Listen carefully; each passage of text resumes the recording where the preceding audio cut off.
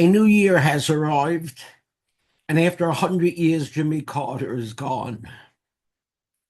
I must say, I never liked Jimmy Carter. In fact, my feelings towards him are part of my family's lore. Even though it happened 45 years ago, I remember it like yesterday.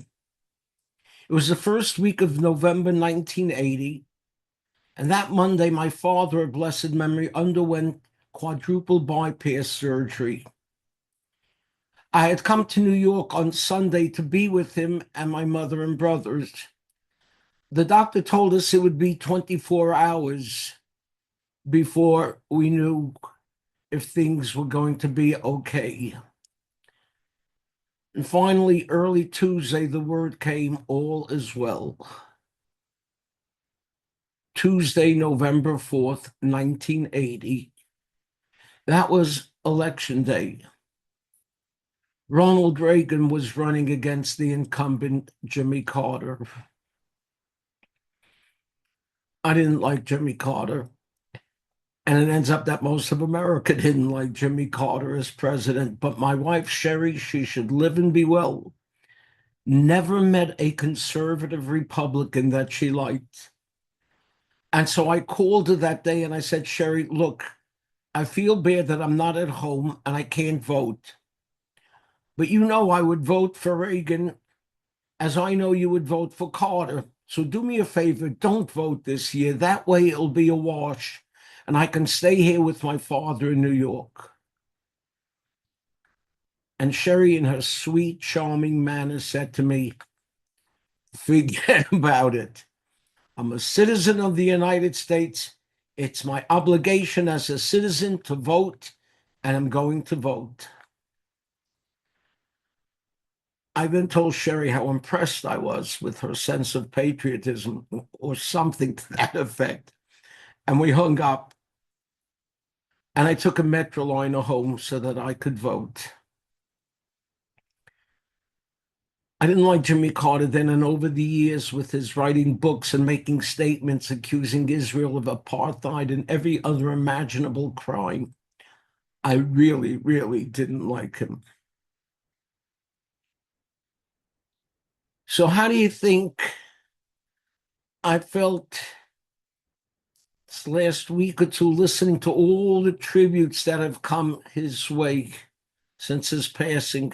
You would think the man was a saint, one of the greatest presidents in the history of our people. You would never know that after just one term in office as president, he was rejected by the people in a landslide vote. Ronald Reagan was victorious in 44 states, Carter in only 6. It felt as if almost no one liked him, and now he gets described as being one of the all-time great. How do I feel about all this? No problem. My tradition teaches me all leaders should be treated with respect no matter what. Even when a leader acts unjustly, we're taught to show respect for the position as it ultimately maintains order and respects within society. And an example of this we learned from this week's Torah reading. When Yosef comes to visit his father Yaakov on his deathbed, Yaakov showed profound respect for Yosef, who was then a ruler in Egypt, second only to Pharaoh. Despite being Yosef's father, Yaakov acknowledged Yosef's royal status by sitting up in bed, gathering his strength to receive him with dignity. Rashi explains that Yaakov made a special effort out of respect for Yosef's position, understanding the importance of honoring him, not only as a son, but as a king-like figure. We see another example of this in the coming weeks with the Torah reading focuses on Moshe speaking to Paro, always with respect for Paro's position as king, despite Paro's cruelty and defiance against God. This approach models how one can stand firm in one's beliefs and obligations to truth, while also respecting the roles and titles of authority. In his passing, America showed respect to Jimmy Carter. The respect his office warranted. Now, what about Donald Trump?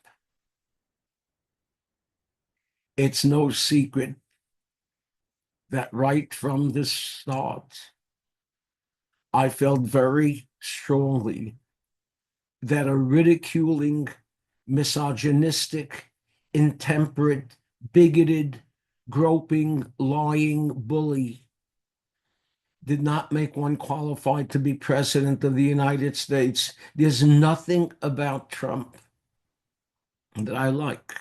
Yes, he might be good for Israel, but I fear for the United States. But in a democracy, the best man does not always mean win.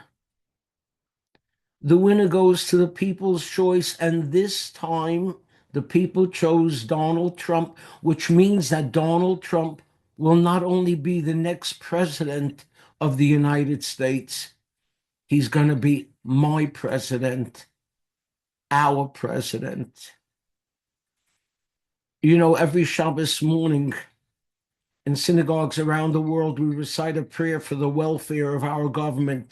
It's recited not only because it's a nice thing to do or the patriotic thing to do, it's recited because it's the Jewish thing to do. Our tradition tells us to do it. It's right there in the Ethics of the Fathers where we are told, Rabbi Chanina Sagan HaKohanim Omer, Rabbi Chanina, the assistant or vice Kohen to the Kohanim, would pray for the welfare of the government. Without it, he feared men would swallow one another alive. My friend Rabbi Benjamin Blech once pointed out to me that the author of this statement, Rabbi Chanina Sagan HaKohanim, the assistant high priest, taught us to say this prayer. What did it mean he was assistant high priest? He was the greatest Kohen of his time, and he deserved to be the high priest, but he never made it. You know why? Because he was passed over at least a half a dozen times, because at that time the Roman government held power and accepted bribes and appointed who they wanted to be the high priest. So because of the people who were in power, Rebbe Hanina was deprived of his right to be the Kohen Gadol. And yet here comes this very same Rebbe Hanina, despite his mistreatment by the government, he comes and tells us, pray for the welfare of the government. You don't have to like the government. You don't have to agree with the government. The government can be corrupt and misguided, but even so, it is the government. That's the Jewish thing to do. But with Trump, what can we hope for now? There's a legend that when Alexander the Great was serving in the Greek army, One of his superiors insulted him, and Alexander promised revenge someday. Later on in life, he became the ruler of the Greek Empire. One of his aides remarked to him that he had never taken vengeance on his old-time adversary, and Alexander replied, "I'm not going to allow Alexander the Small to dictate policy to Alexander the Great." So, will President Donald Trump invade Panama, cut support for electric vehicles, settle the Russia-Ukraine war, ban diversity, equity, and inclusion programs, slam shut the border, bomb Iran, limit vaccines and fluoride, buy Greenland? No one can know for sure because there's no way of knowing if, as president, he will be Donald the Great or Donald the Small. Only God knows. It's all in God's hands. In this spirit, with the newly elected President of the United States, Donald Trump, we join in reciting the words we recite every Shabbos in the prayer for the government.